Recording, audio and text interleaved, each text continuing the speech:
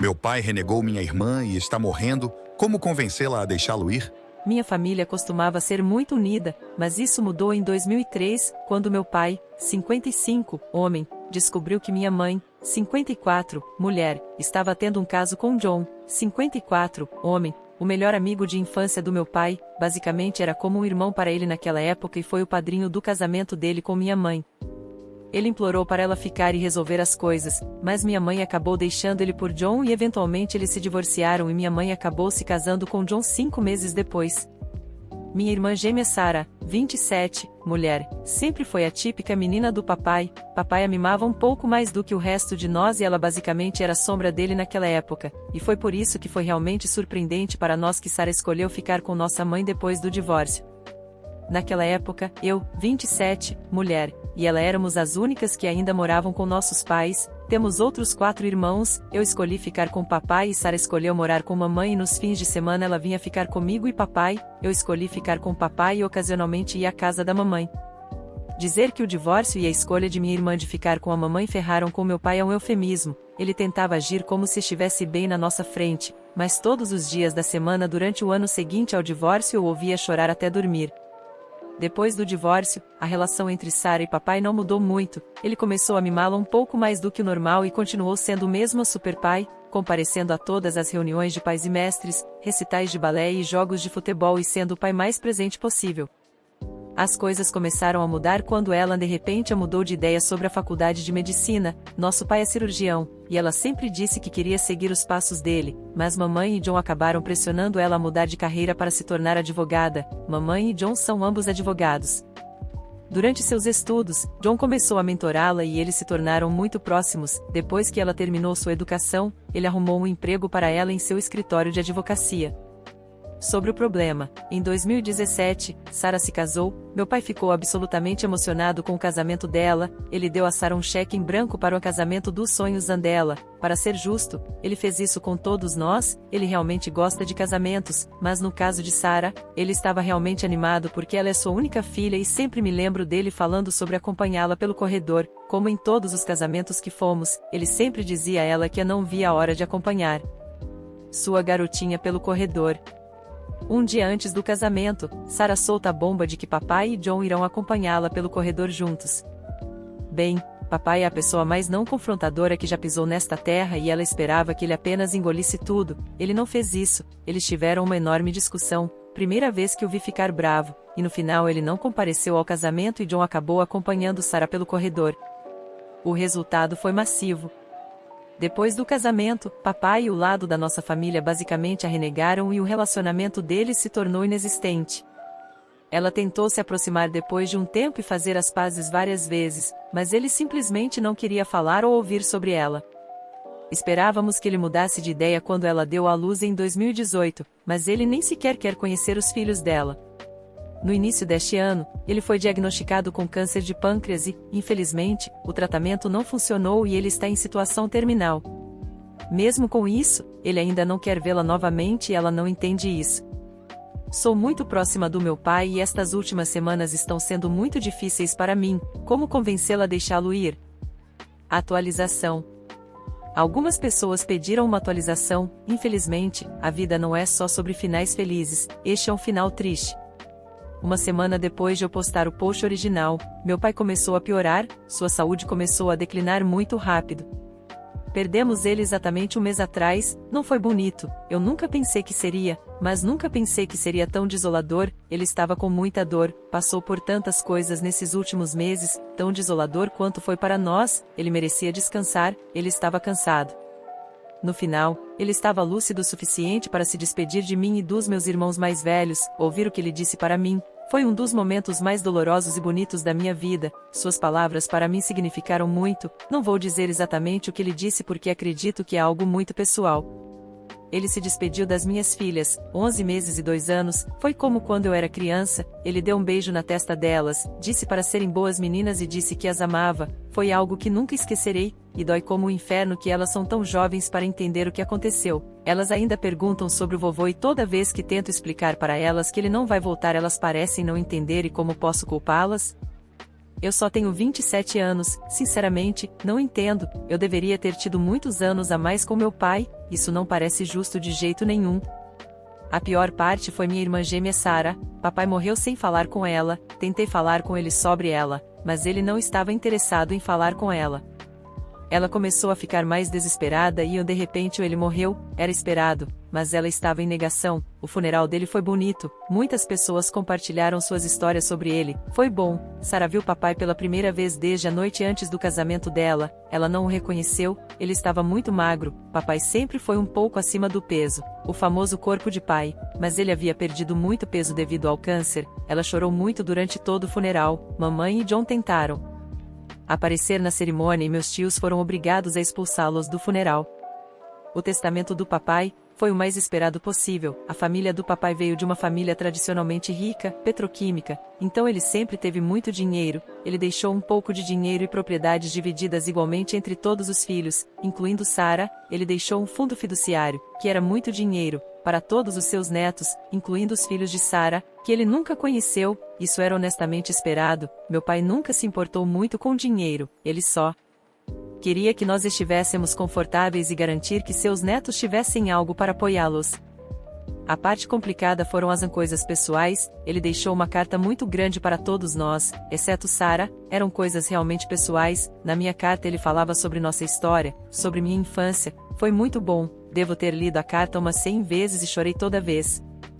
Um dos hobbies favoritos do papai era a fotografia, ele era bem entusiasta, e o tema de suas fotos era praticamente nossa família. Quando ele e mamãe estavam juntos, mais tarde acabou sendo apenas eu e meus irmãos. Como resultado disso tínhamos muitas fotos nossas crescendo. Ele deu para cada um de nós um álbum de fotos e atrás de cada foto, ele escreveu algo, onde foi tirada e algumas palavras. Fiquei sinceramente muito surpreso com isso. Ele deve ter feito isso muito antes de morrer. Foi um presente de despedida muito atencioso, algo muito típico do papai. Sarah não recebeu uma carta e seu álbum não tinha nada escrito atrás de suas fotos, e quando ela descobriu isso ela teve um colapso mental. O arrependimento estava a consumindo. Ainda está? Ela foi internada em um hospital e passou uma semana inteira lá. Ela está um pouco melhor agora, melhorando um pouco a cada dia. Seu marido e eu estamos muito confiantes em sua recuperação. Ela está dormindo e comendo quase normalmente agora. Ainda começa a chorar aleatoriamente várias vezes por dia, mas está melhorando, pelo menos é isso que estou me dizendo. O que nos traz a semana passada, descobrimos que estamos esperando um bebê novamente. Não foi planejado nem nada assim. Eu havia trocado de anticoncepcional no mês passado e passei uma semana sem tomar a pílula. Ainda está muito cedo sobre a gravidez, então ainda não contamos a ninguém. A questão é que estou realmente com raiva. Estou com raiva porque meu futuro filho não vai poder conhecer o papai. Estou muito puto honestamente. Isso não parece justo de jeito nenhum. Estou com raiva e estou com medo. Meu pai deveria me guiar em todo o processo de paternidade. Ele estava me ensinando muitas coisas com minhas filhas. Estou com muito medo de fazer isso sem ele. Estou com medo de não ser boa como ele foi para mim, porque meus filhos merecem isso. É isso, pessoal, toda essa situação poderia ser muito melhor. Eu jogo o cenário em si, na minha cabeça todos os dias. Infelizmente, não muda nada. Isso é honestamente um final amargo. Não parece justo de jeito nenhum, mas é isso que a vida é. Na verdade, nunca é justa. Quero agradecer a todos que me deram conselhos e a todos que entraram em contato e ofereceram seu apoio no chat. Eu estava muito sozinha naquela época, ainda estou. Que ano difícil, honestamente, isso significou muito para mim. Obrigada, Reddit. História 2. Chegando à conclusão de que minha esposa está me traindo. Tenho certeza de que, como muitas pessoas, quando comecei a ter pensamentos na parte de trás da minha cabeça sobre ela sendo infiel, minha reação imediata foi pensar que estou ficando louco. Ela nunca poderia fazer isso comigo, mas estou cada vez mais confiante de que é exatamente isso que ela está fazendo comigo. Ainda não encontrei uma prova definitiva, mas houve um aumento de sinais comportamentais que não podem ser ignorados. Ela quer viajar mais a trabalho e expressa o desejo de passar um tempo separada. Enquanto fica do outro lado do país cada vez mais, está cada vez mais guardada com o telefone, nunca o deixando fora de sua vista, fazendo longas caminhadas à noite, quase o dobro do tempo do que costumava fazer antes, supostamente conversando com a mãe o tempo todo, levando o seu vibrador com ela. Nesta viagem mais recente, apesar de me dizer que nunca os usa sozinha, a cereja do bolo, ela deixou seu iPad em casa antes desta viagem de trabalho mais recente, decidiu que precisava ser resetado remotamente do aeroporto. Acho que ela não percebe que há um carimbo de data e hora no iCloud quando alguém faz isso, e não há uma boa razão para fazer tal coisa, a menos que você esteja preocupado que alguém vai ver mensagens que você não quer que vejam. Ainda estou lamentando a perda do nosso casamento e nem me reconheço ao digitar isso. Sinto como se fosse meio paranoico e inseguro, mas não acho que estou louco. Nunca tive um osso inseguro em meu corpo em relação a nós até algumas semanas atrás, e tudo isso culminou desde então. Ela está definitivamente me traindo. Atualização 1 Uau, obrigado por todo o apoio. Não esperava receber tantas respostas para minha história, assim como tantas pessoas querendo seguir esta conta temporária. Acho que é interessante, vou continuar postando atualizações sobre como isso vai, também porque recebi essa dica várias vezes. Não consigo acessar os registros do telefone dela, é um telefone pago pela empresa, não estamos na mesma rede ou fatura, caso contrário, eu teria feito isso há um tempo. Atualização, consegui as provas, ela é uma traidora. O investigador particular entregou, melhor $1000 que já gastei, consegui fotos dela indo para o quarto do hotel com o amante enquanto de mãos dadas. Talvez devesse ter esperado, mas a raiva era avassaladora. Apenas mandei uma mensagem para ela dizendo que sei de tudo e espero que se divirta, acabou para nós, e anexei uma das fotos. Sentiu-se bem, hoje é o aniversário dela também, espero que eu tenha estragado para ela. Como a covarde que é, ela não respondeu, mas ela está lá fora por mais uma semana inteira, o que me dá tempo para começar a colocar as coisas em ordem. Fico feliz por ter obtido um fechamento e confirmado que não estou louco, eu mereço muito mais do que essa palavra de desqualificação. Atualização, e ela respondeu algumas horas depois, dizendo: o que é isso? A manipulação e o narcisismo são insanos. Uau, muito obrigado a todos por todo o apoio, fui inundado com mensagens positivas e isso significa muito para mim. Conte à minha família sobre o divórcio, e embora eles estivessem chateados, eles me apoiam totalmente, assim como meus amigos próximos. Ela pediu para conversar, e ignorei por várias horas antes de finalmente dizer que prefiro esperar um dia para fazê-lo. Obviamente, isso é uma traição devastadora, mas estou seguindo o caminho da dignidade. O mundo precisa de mais amor, não menos. Contratei um advogado e garanti que ela não tem acesso aos cartões de crédito onde tenho responsabilidades. Acredito que podemos ser principalmente amigáveis, vamos torcer. Atualização, conversamos hoje pela primeira vez. Na verdade, ela sugeriu que as evidências fotográficas que eu tinha dela segurando as mãos de um cara e indo para o quarto do hotel com ele não provavam nada. Aparentemente, ele é apenas um amigo e alguém que a ouviria, porque supostamente eu não estava fazendo isso. Eu disse a ela que não acreditava nela e que isso era irrelevante neste momento. Acho que, em última análise, ela está tentando salvar a face, porque estava sugerindo que não era justo eu contar aos meus amigos e familiares que ela estava tendo um caso. Não respondi muito a isso, apenas disse que não tinha intenção de difamá-la para sua própria família, porque isso não levaria a nada. No final, ela concordou com praticamente todos os termos de separação que eu havia estabelecido. Ela também me disse que já alugou um apartamento na nova cidade, começando no próximo mês, o que para mim é mais uma indicação de que ela está sendo duplicita. O único ponto de contenda real será quem fica com o cachorro, o que espero que possa ser resolvido rapidamente. Foram alguns dias turbulentos, mas estou ansioso para deixar tudo isso para trás. Atualização, tenho que dizer que me sinto incrível. Há um peso enorme fora dos meus ombros sabendo que estou saindo de um relacionamento tóxico. Há muitas coisas para resolver agora em termos de vender a casa, mas estamos quase terminando a papelada legal para concordar com os termos de separação e, dentro de alguns dias, ela estará do outro lado do país. Eu sei que muitas pessoas disseram isso, mas para mim também é verdade, e meu maior arrependimento é não ter feito isso mais cedo. Até comecei a conversar com alguém, e ela não só compreende completamente a situação, mas está me fazendo perceber o quão inadequada minha futura ex era para mim em geral, comparada a quem mais está por aí. Não sei se isso vai dar em alguma coisa ou não, é muito cedo para dizer, mas é tão revigorante no momento e me deixa muito animado para o que está por vir no futuro. Aprendi com meus erros e me conheço melhor agora do que nunca. Sei o que quero em um futuro parceiro e no que não vou ceder. Estou livre, feliz e ansioso para viver minha vida. Atualização, já se passou mais de um mês desde que a infidelidade foi confirmada e decidi encerrar meu casamento com minha futura ex-esposa. Não tenho arrependimentos e me sinto mais feliz do que nos últimos anos. Ao refletir, percebi o quanto a percepção de estar em um relacionamento e o medo do julgamento que viria ao terminar um casamento contribuíram para minha infelicidade. Fiquei muito mais tempo do que deveria e sofri com um relacionamento sem vida por anos, achando que era assim que tinha que ser. Meu único arrependimento agora é não ter saído mais cedo. Quando vejo outras pessoas lutando com a decisão de ficar ou sair de casamentos que claramente as deixam infelizes, meu coração simplesmente se parte por elas. Em minha experiência, o medo de sair era muito pior do que a realidade, e espero que outros nessa situação possam dar um passo para trás e realmente refletir sobre o que é melhor para eles próprios. Todos merecem viver uma vida feliz. História 3. Meu irmão mimado exige que eu compre uma casa para ele e pague todas as contas dele só para que eu possa cuidar dele e de nossa mãe terrível, alegando que tenho que fazer isso porque somos família. Estou seriamente tão irritado e frustrado que agora não sei o que fazer. Aqui está o que aconteceu. Até 2 anos atrás, eu tinha uma pontuação de crédito perfeita de 800. Nunca atrasei um pagamento e perdi meu emprego por denunciar meus chefes por negligenciarem o maltratamento de minhas colegas de trabalho por 2 anos.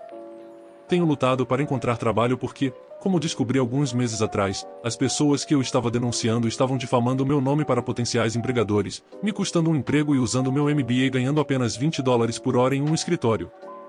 Minha pontuação de crédito é terrível e estou no limite, e a pior parte disso tudo é que minha família não sabe e está espalhando por aí. Eu me recuso a ajudá-los apenas para que possam manter um teto sobre suas cabeças. Estou quase no ponto de não conseguir comprar comida e esses idiotas estão contando para todo mundo que eu deveria comprar um lugar para eles morarem. Por que eles fariam isso? Bem, minha avó faleceu, do que suspeito ser Covid. Eu trabalhava com o público e peguei, apesar de estar vacinado várias vezes, então não queria estar perto de uma mulher de mais de 60 anos com empiema e correr o risco de pegar Covid dela.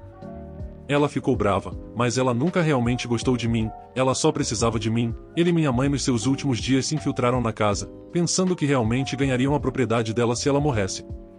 Toda vez que perguntei como ela morreu, eles apenas dizem que ela estava no hospital e decidiu desistir. Bem, ela faleceu e eles estão enfrentando um relógio que está correndo porque a casa está sendo herdada em uma divisão de 6 partes. Isso não me incomoda porque anos atrás me disseram que não receberia nada de sua herança. Fui informado de que a casa iria para um fundo e meus 2 irmãos e mãe estariam morando lá. Meu irmão, que passou a vida pulando de um sofá e carteira de parentes milionários para outro, acha que eu deveria comprar uma casa para ele e minha mãe louca só para que eles tenham um lugar para morar. Então, o homem que ganhou uma casa para morar quando finalmente decidiu sair de casa aos 25 anos. Ele acha que o homem que foi expulso na semana após a formatura e viveu em habitações de baixa renda aos 17 anos, e que está muito doente para cuidar de si mesmo, deveria comprar uma casa para ele. Esta não é a primeira vez que ele diz coisas assim e certamente não será a última, mas me deixa furioso quão distorcida é a lógica dessas pessoas. Sei que não será a última vez porque perguntei a ele vários anos atrás o que ele faria quando a vovó falecesse. Seu tio rico, que está com câncer em remissão, perde sua batalha contra o câncer, e nossa mãe, que é incapaz de cuidar de si mesma, é tudo o que ele tem. A resposta real dele para isso, e não estou brincando, foi me dizer, bem, vou morar com você porque você tem que cuidar de mim, somos família. Mas aqui está a questão, quando sou eu, família significa nenhuma ajuda e também significa que tenho que ser autossuficiente. Mas quando são eles, significa que ajuda e favores são obrigatórios. Quero dizer, estou errado em ficar bravo com eles e com seus comportamentos? Juro, ter que lidar com todas essas pessoas que contam tantas mentiras e meias-verdades, todas vindo até mim e me envergonhando antes que eu possa corrigi-las, me faz querer desistir e simplesmente parar de sair, e neste ponto eu realmente não sei o que fazer. É sempre a mesma história. Parentes que não se importam com ninguém além deles, mas quando querem algo dizem, mas nós somos família, você precisa fazer isso por mim. Essa é uma tentativa de manipulação, mas devemos nos lembrar que família não é questão de sangue, mas de quem quer segurar sua mão quando você mais precisa.